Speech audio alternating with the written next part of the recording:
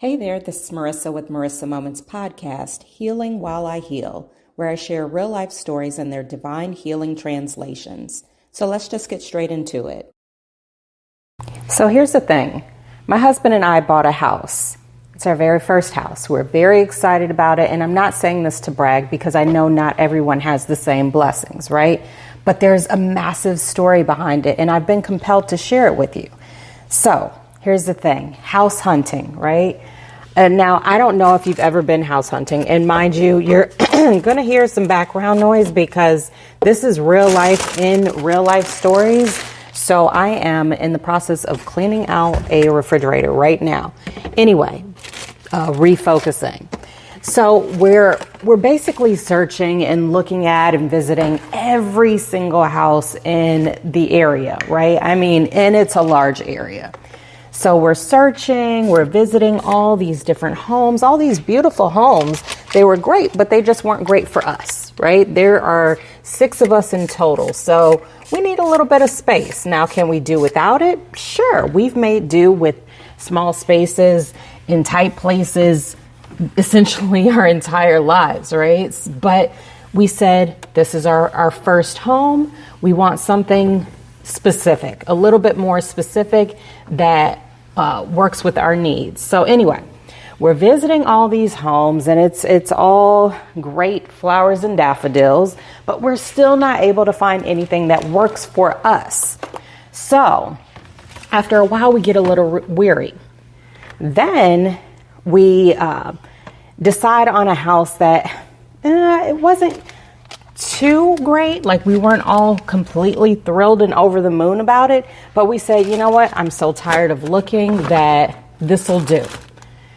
And so in that same day that we were going to go sign the papers, our real estate agent told us, you know what? There's this other house that's not even listed yet. I want you guys to take a look at it and, go from there.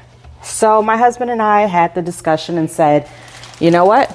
We will go see this house. But because, again, we were so exhausted of the search, and mind you, we were taking our kids along with us because we wanted them to know that they had as much input in this process as we did, right? Because it's going to be their home too. So we said, if when we go see this house, it knocks our socks off, that will be the only reason we don't sign any papers on the other home that we were just okay with, right? Now, mind you, the other home, again, beautiful home, but we already knew up front that we were going to have to put in some work and some money and renovations and all these types of things in order to make it better for us. So with that said, we go to see this other home and my mouth just drops open. I was like, oh my God, this place is beautiful. It is perfect for us. Like, I was already putting furniture in different places, all of these things. And I'm just like, oh my God. But at the same time, here we go again, right? Like, now, okay, what's the process with this? And because it wasn't listed, what's going to happen, right? So then we decide to put an offer on this new house that we see. All great things. Fast forward through the process, because mind you, the house wasn't even completely done. It was going through some renovations at the time. So we had to wait a little bit, and we were fine with that because obviously, who wouldn't want to wait for their dream home? So we're waiting, and then we're driving by the home just to kind of envision and remind our kids, like, this is where we're going to live, to stay excited.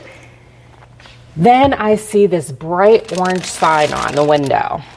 It says construction stopped or something to that effect. And I was just like, oh my God, what is going on?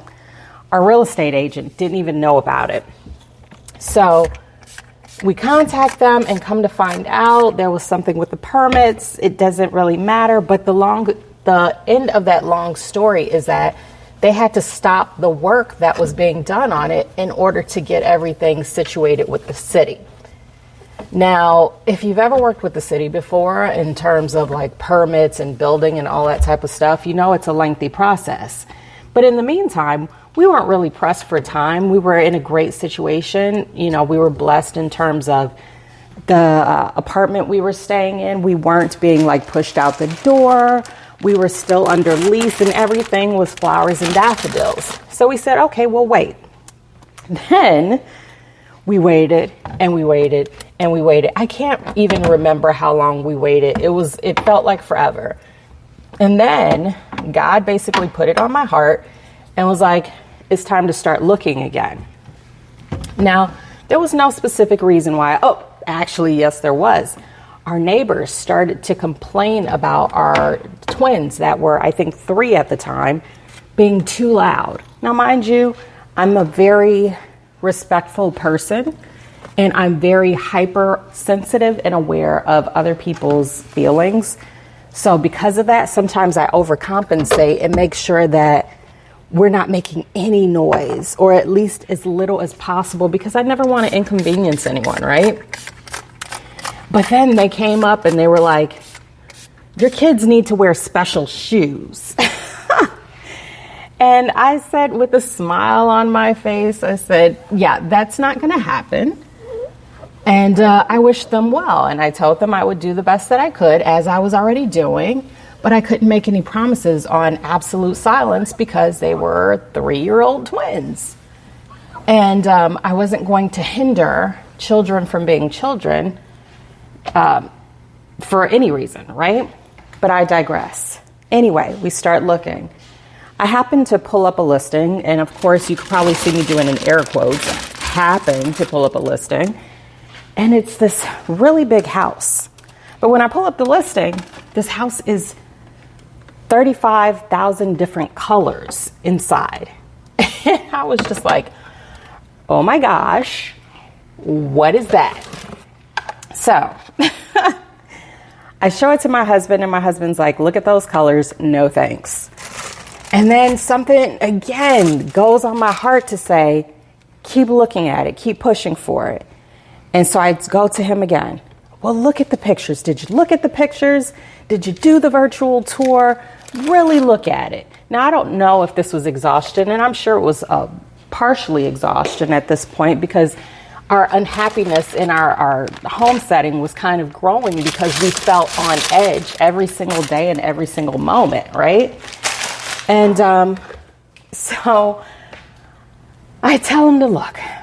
He says, no, I'm not interested. So I respect it. Even though I'm pouting about it, I have to take a step away to have a breather. And I decide in that moment, okay, this is going to be our home, so I can't just, force my opinions on him. So do you know, by the time I went and had my little pity party and recovery session to allow myself to process, he had already set up a viewing. And so by the time I went to tell him, okay, I'm completely fine with it, he had the news of, we have an appointment tomorrow. And I was like, well, okay. We go to the house and see it the next day, and it is perfect. Perfect. It has not only everything that we hoped for, but the things that I mentioned on a previous wish list in terms of manifestations and what I thought to be at the time outlandish goals in it. I was like, it's like, I'm going to live in a mansion, and then I started saying it to my kids. I was like, do you believe, one of those situations, and they were like, no. But, I kind of held the vision in my heart. So fast forward, we end up getting this house, which should never have even been close to our budget. And it's in our budget. Not only do we sign up for it, we close on it, and we're able to move within less than a month's time. We're in our new home by the new year. It was nothing short of a miracle and a blessing. Now, why am I sharing this story with you? Well, one, because Spirit put it on my heart to share, like I said. But two, is because it's just an illustration of the possibilities that we all have in our lives. Had at any point, any one of us doubted ourselves, or even the fact that things aligned in such a way. Now, again, this isn't to be a braggadocious story. This isn't to, well, maybe it is, right? Because I share my blessings so that you know it's possible to have the blessings as well. I come from very, very humble beginnings, And to see how far I've come up to this point is nothing short of astonishing. How did I get here? It was definitely grit. It was definitely a lot of blood, sweat, and tears. It was a lot of just work and just more so than anything else, faith. Not only faith in someone, in something that's beyond myself, but faith in myself. Yes, there's been moments where I've wanted to quit. Yes, there's been moments that I've tried to quit. But every single time, God, Gaia, universe, ancestors, angels, and saints, my entire divinity team pushed me forward. Not only pushed me forward, but thrust me forward and refused to give up on me so I couldn't give up on myself. I hope you're picking up what I'm putting down, because everything does in fact happen for a reason. If at any point in that chain of events, anything changed just with the what is they say the flap of butterflies' wings, it could have changed the trajectory of every single thing. Had we not both been standing in our faith, had we not both been being obedient to the downloads and our intuition and our callings and all of those types of things, we would not be where we're at. And is this where we plan on being ultimately? No. This is essentially just the beginning of our journey. And that's how I look at every step along the way. But it doesn't negate the fact that I'm not going to sit here and I'm not going to enjoy it. Because the other part of this blessing is feeling almost embarrassed and uncomfortable with having the blessings. Feeling like you can't share it. Feeling like you have to be private about it because you don't want to hurt anybody else's feelings. You don't want to feel like you're bragging about something that you've been gifted. Well, what I receive is that these are the blessings that God has provided. So if I can't brag on God, then who am I supposed to brag on? But anyway, I could obviously go on, and I'm sure that this is pretty lengthy in itself already. But I hope you're picking up what I'm putting down, because anything, and when I say anything is possible if you believe. Now, it doesn't mean that it's going to happen overnight. I'm in my 40s. This is my first home. And it doesn't mean that this is what you're looking to manifest. Whatever it is that the dreams that have been put on your heart at any given moment, the thing that I'm trying to tell you is that they are in fact possible. But you have to keep pushing. You have to keep persevering. You have to resist those angry voices of doubt and things and even people that try to block your blessings. And even if that means yourself. So bottom line to this bottom line, keep going, friends, because there's just more possibilities than you could ever even imagine. And I wish them all for you. So that's it. And if this message resonates, then that means it's for you. And if not, that's cool too. Just keep it pushing. Either way, I thank you for listening, and I wish you the very, very best day ever. Until next time, you know the vibes. Peace. Oh, and by the way, don't forget to find me on all of social media. I'm basically everywhere you maybe shouldn't be. But when you look me up, remember to look me up as Marissa Moments, and that is Marissa with one S, because there is only one me. So until next time, happy healing.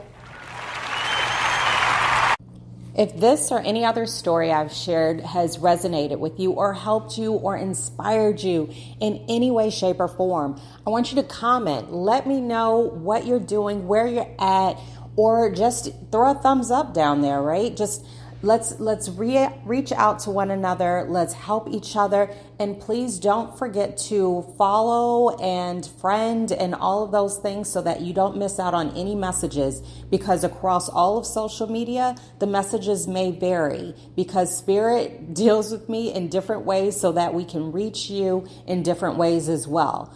And don't forget to share with friends, because friends that heal help friends heal.